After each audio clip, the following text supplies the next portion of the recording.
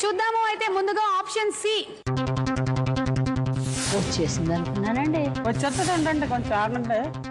Option C.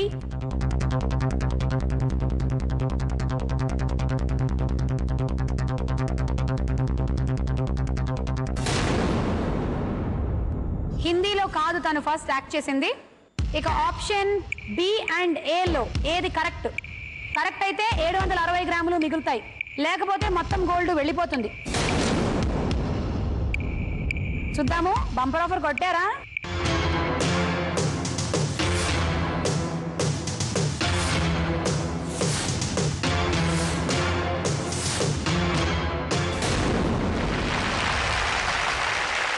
Yes, B correct answer. సమట్లు పెట్టేస్తున్నాయండి బాబు. హాయ్ బాబాయ్.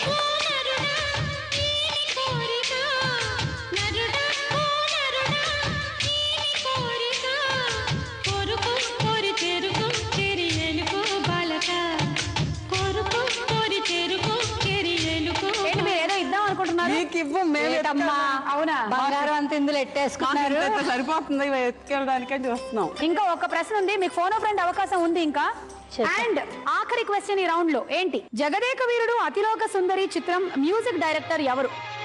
ఇది క్వశ్చన్. అందాలలో అహో అహో నీకు అహోనే అమ్మా,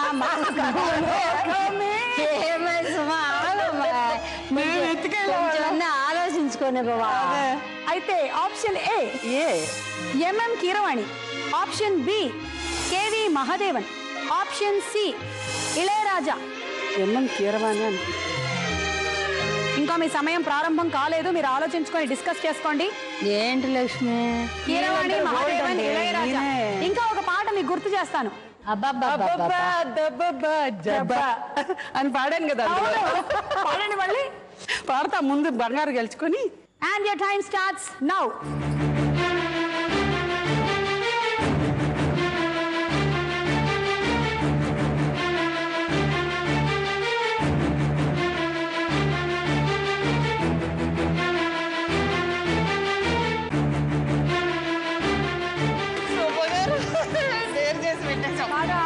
అన్ని పెట్టేసా అంతే.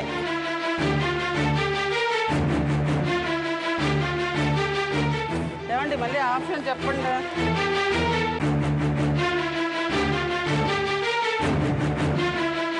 అది చాలరా? చాలు చాలు చాలరా? చాలా లక్ష్మి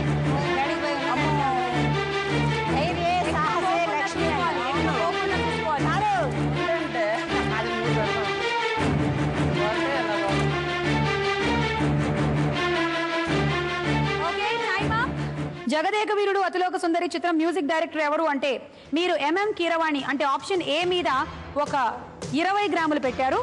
అండ్ ఇళయరాజా అన్న ఆప్షన్ మీద 740 గ్రాములు పెట్టారు. ఈ అడుగడుగున టెన్షన్ ఏంటండి?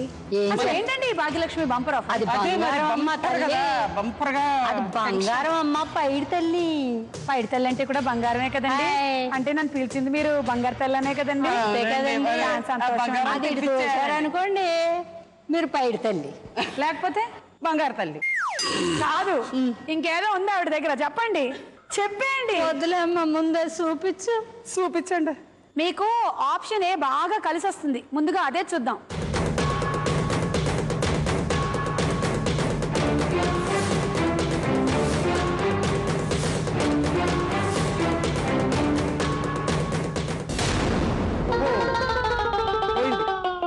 రెండు సార్లు ఇచ్చింది, మూడోసారి మళ్ళీ మొట్టికాయ కొట్టింది.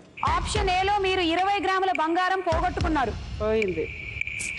కేవి మహాదేవన, ఇళయరాజానా? జగదేక వీరుడు అతిలోక సుందరి సినిమాకి మ్యూజిక్ డైరెక్టర్ ఆయనలే అమ్మా, శివరాయనేలే. ఆప్షన్ బియా సియా చూద్దాము.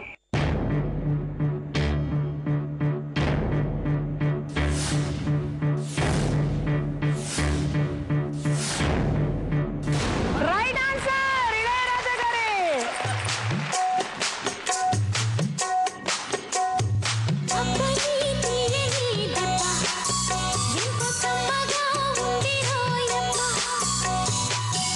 నీలుందని బుగ్గ ఎంత లేతగా ఉన్నదే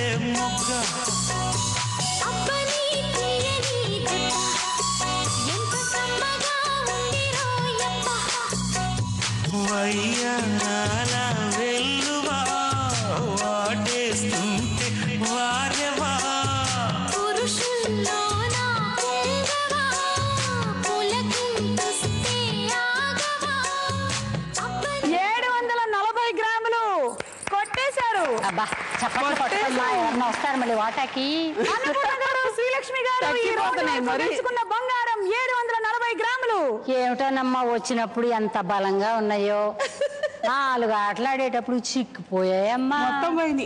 కానీ మీ ఇద్దరు మొహాల్లో కళ తగ్గకుండా చూసుకోండి కదండి. అది అలా నవ్వుతుంటే బాగుంటుంది. అది సరే. పట్టుకెళ్ళడానికన్నా కలగా మరి నెక్స్ట్ రౌండ్ అండి, వికట కవి. వికట కవి గారు వచ్చి మీకు ఒక కథ వినిపిస్తారు. మీరు ఆ కథని వినాలి. ఆ తర్వాత మేము అడిగే ప్రశ్నలకి సమాధానం చెప్పాలి. సమాధానాలన్నీ ప్రశ్నలు ఆ కథలోనే ఉన్నాయి. మీరు ఆ కథని జాగ్రత్తగా వినండి. సరే అండి. కథ మొదలెడదామా? వికట కవి గారు కథ. లక్ష్మీకాంతం గారిది వడ్డీ వ్యాపారం. పర్సనల్ అవసరాలకు 10 రూపాయలు తీసుకున్నా వడ్డీతో కలిపి తిరిగి భద్రపరచడం లక్ష్మీకాంతం గారి అలవాటు. బోర్డు తిప్పేసే బ్యాంకులో డబ్బులు వేయడం కన్నా లక్ష్మీకాంతం దగ్గర డబ్బులు తీసుకోవడం డేంజరు. ఇతని దగ్గర ఒకసారి అప్పు తీసుకుని వడ్డీ కడితే తిరిగి జీవితంలో ఆత్మహత్యనే చేసుకుంటారు, కానీ అప్పు మాత్రం చేయరు.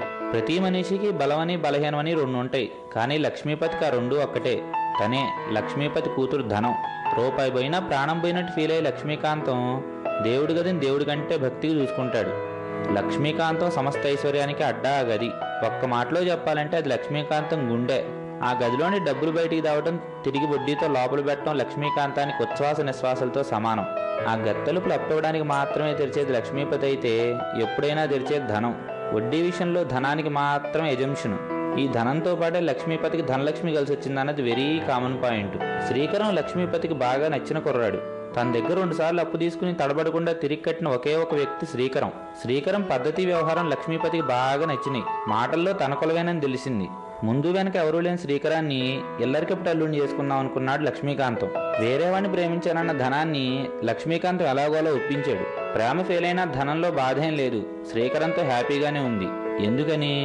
లక్ష్మీపతి దగ్గర అప్పు తీసుకున్నవాడు, లక్ష్మీపతి కూతుర్ని ప్రేమించి తన దగ్గర డబ్బులు తీసుకుని లక్ష్మీపతికి వడ్డీ కట్టినవాడు, ఎల్లరికప్పుడు అల్లుడు, ముగ్గురు ఒక్కరే. ఆడే శ్రీకరం.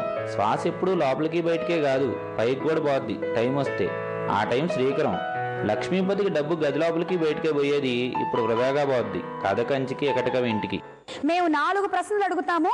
వాటికి చకచకా సమాధానం చెప్పి ఆ 740 గ్రాముల బంగారాన్ని జాగ్రత్తగా దాచుకోండి. సరేనా? ఓయమ్మా. వికట కవి అడుగుతున్న మొట్టమొదటి ప్రశ్న ఇది. లక్ష్మీకాంతం ఏం పోతే ప్రాణం పోయినట్టుగా ఫీల్ అవుతాడు? మేము మీకు 3 ఆప్షన్స్ ఇస్తాం. అది ఆప్షన్ ఏ గది తాళం, ఆప్షన్ బి కూతురు ధనం, ఆప్షన్ సి రూపాయి. ఆయన ఏం పోతే ప్రాణం పోయినట్టుగా ఫీల్ అవుతాడు? రూపాయి. మీ సమయం ప్రారంభం.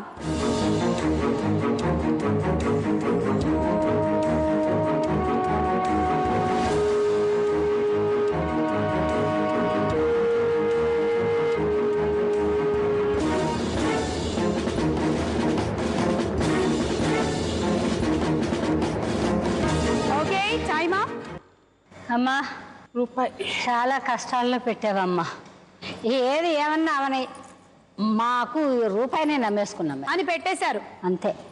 ఏబిసిలో ఫస్ట్ కాసేపు కూతురు అన్నారు, తర్వాత రూపాయి మీదకి వచ్చేసారు. అమ్మా. ఆప్షన్ ఏ మీకు అచ్చిరాని ఆ తొట్టెని చూద్దాము. ఆప్షన్ ఏ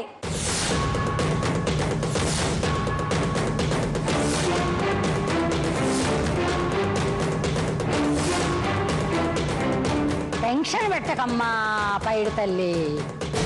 రూపాయి. Right answer. అది ఒకటో నెంబరు బస్సు, దాని వ్యవహారం నాకు తెలుసు. దాని గొల్లపూడి రూటు అయినా కంకిపాడు దాటు. దాని గొల్లపూడి రూటు అయినా కంకిపాడు దాటు. రైట్ అంటే చాలు రయ్యన్న రైకల్ల పూడి హాటు. వికట కవి అడిగిన ఫస్ట్ క్వశ్చన్ కి మీరు కరెక్ట్ గా సమాధానం చెప్పేశారు. ఏదోలేమ్మా, ఏదో. ఒక్క బిస్కెట్ బిళ్ళన్నా దాంట్లో పడినవ్వకుండా తెచ్చుకున్నారు మీరు. రెండో ప్రశ్న.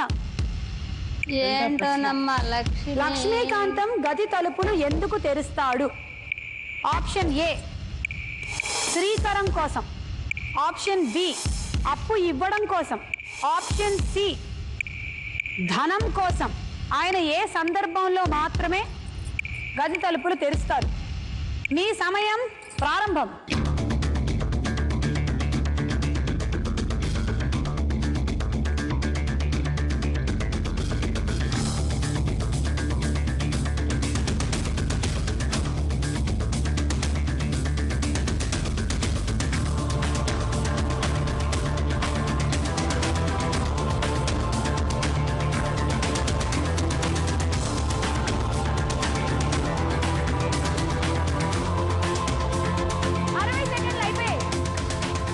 ఇలా పంచారా?